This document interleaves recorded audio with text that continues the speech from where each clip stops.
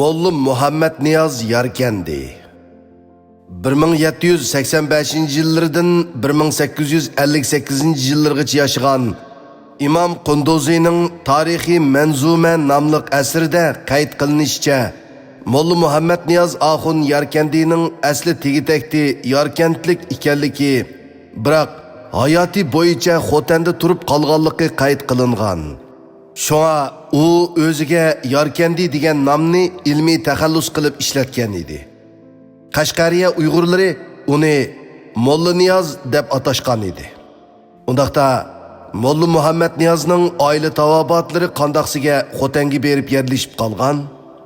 Hammaga ma'lumki, milodiya 1754-yili yozda Jo'ng'arlarning taxt va saltanat talashish majrolaridan foydalangan Manju imperiyasi qalmoq qoyin Amor Sanoning yo'l boshlashi bilan Sadichindan askar tortib chiqib 1755-yili 5-oyning 15-kuni Jo'ng'ar xonligini yo'qotgan edi.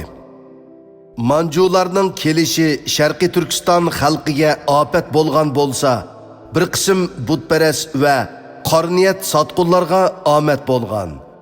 Shu qatorda Uchturpanni so'rayotgan Xo'jasi beg 1755-yili 6-oyning oxirlari Ili vodisidan qochib kelgan eng oxirgi Jo'ng'ar xoni Davoch xonni Manjularga tutib berib, katta in'omga erishgan. Shunda qilib Sharqiy Turkistonning shimoliy qismi dushman qo'liga tushib ketgan.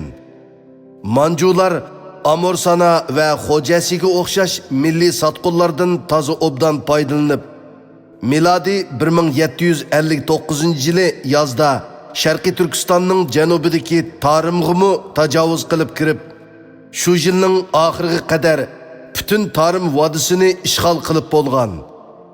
Bu chog'dagi eng cho'ng qirg'inchilik poytaxt Yakanda elib berilg'ashqa, Yakan Uyg'urlaridan bir qism kishilar Seriqqo'l, Badaxshon va Xotan taraflarga qochib ketgan edi.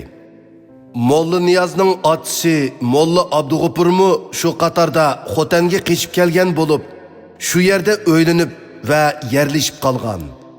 Molla Niyoz dal mushu kishining Xotandagi uyida 1771-yili 25-mart Qurbon hayit harpisi dunyoga kelgan. Türk edebiyatı asarlar katalogida qayd qilinishicha, Molla Muhammed Niyoz ibn Abdug'upur Axunum Hijriya 1184-yili Qurbon hayitning harp kuni, ya'ni milodiya 1771-yili 25-mart chorshanba Xotanda dunyoga kelgan. Bu materialda yana uning 19-asrning o'ttirlarigacha yashaganligini taxmin qilgan tarixchi va shoir Molla Muhammed Niyoz Yarkandi kichigidilla arabcha va farscha o'rgangan va bu tillardan nurg'un asarlarni Uyg'urchaga tarjima qilgan bo'lib, bu asarlarning biri dal Tarixiy Rashidi nomli qimmatli asar edi. Molla Muhammed Niyoz ijodiyat bilan shug'ullanishga boshlagan vaqtda Xotan viloyati Muhammad Aziz beg tarafidan boshqarilayotgan bo'lib, shoir uning ordusida uzun yil ilmiy xizmat qilgan va nurg'un ilmiy hosilotlarni maydonga chiqargan. Biroq uning vafot bo'lgan vaqti texchi aniq emas. Shundaqdimi Tarixiy Rashidini Uyg'urchaga tarjima qilib bitirgan 1847-yilni ko'zda tutganda, shoirni hech bo'lmaganda 1847-yillari texa hayot edi deb jazmlashtirgili bo'ladi. Molla Muhammed Niyoz Axun Yarkandi 1845-yildan 1847-yilgacha Sultan Saidxonning kuyovli va mushaviri Mirza Muhammad Haydar Koragan 1545-yildan 1547-yilgacha Kashmirda yezib chiqqan Tarixiy Rashidi nomli o'lmas tarixiy asrini Fors tilidan Uyg'ur tiliga tarjima qilgan. U yana birmuncha esil she'rlarni yozgan bo'lsa-mu, biroq bu ilmiy hosilotlarning ko'pinchisi 1960-yillardagi fojialik yillarda yo'qolgan. Az bir qismi chet el sayyohlari tarafidan qutqizib qilinib, bir qism dunyoviy muzeylarga taqdim qilingan.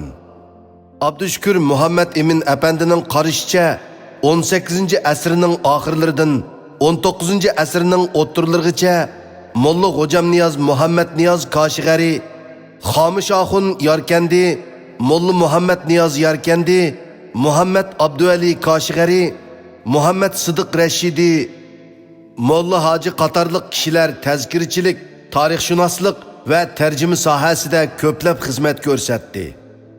Abul Qosim Firdavsiyning Shahnoma, Farididdin Attarning Tazkirai Avliyo nomli asri, Shamsul Maali Qabusning Qabusnomasi, Mirza Haydarning Tarixi Rashidi nomli asri, Mirxandining Tarixi Xavandishoh nomli asri, mashhur Kalila va Damina qatorliqlarmu shu davrda Uyg'ur tiliga tarjima qilindi. Molla Niyozning bir qism asarlarining qisqacha uchurlari tovandikicha. 1. Divoni Niyozi. Bu she'rlar divonida 146 g'azal va muhammaslar jug'langandan sirt yana taomlar va mevalar haqidagi beytlar o'rin olgan. Bu divonning yangi bayqalgan bir qo'lyozma nusxasida yana zapas 11 g'azal va muhammas bayqalgan. Shundoq bo'lganda shoirning bu to'plamdagi hamma beytlari jami 1000 beytdan oshgan bo'ladi. 2. Tazkirai Imom Zabiulloh. 1040 qo'shoqdan tarkib topgan bu yirik asar Xotanda islom dinining tarqalishi uchun kurash qilayotganda shahid bo'lgan tarixiy va diniy zotlarning hayotiga munosabatlik bo'lib, milodi 1001-yildan 1008-yilgacha bo'lgan 7 yil jarayonidagi Yusuf Qodirxon va uning shahid qo'mondonlarining qahramonlik ish izlarini yoritish va madihalash maqsad qilingan asardir. 3. Amirlashkar Abu Muslim.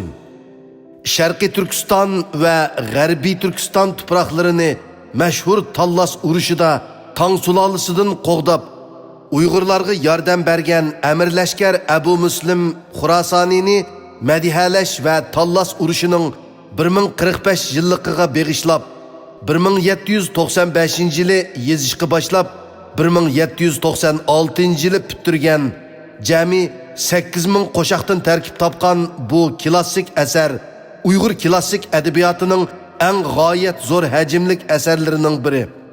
Asarda milodi 8-asrda yuz bergan tarixiy voqealar va Abu Muslim Xurosoniy boshchiligidagi musulmonlarning sharqda tajovuzchi Tang sulolasi, g'arbda zolim Muayyanlar sulolasi bilan urush qilib, har ikki safda tangli g'alaba qilganligi bayon qilingan. Qisasul G'aroyib. Bu asarda ayni vaqtdagi Paris tilida yozilgan tarixiy kitoblardagi O'rta Osiyo haqidagi uchurlar tarjima qilingan va bir yerga to'plangan. Birinchi qismida Hazrati Odamdan toki Muhammad alayhissalomgacha bo'lgan davrda yashagan payg'ambarlar haqidagi hikoyalar va rivoyatlar bayon qilingan. Ikkinchi qismida Chingizxonning nasabi va urushlari tushuntirilgan. 3-bobda Bobur shohning cho'ng o'g'li Humayun shohning urushlari so'zlangan.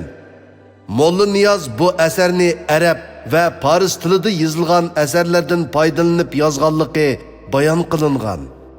5. Tarixiy vafotnoma. Bu asar Cho'lponxon ismli bir ayolning o'limi to'g'risida yozilgan 150 qo'shoqliq marsiyadan tarkib topgan asardir.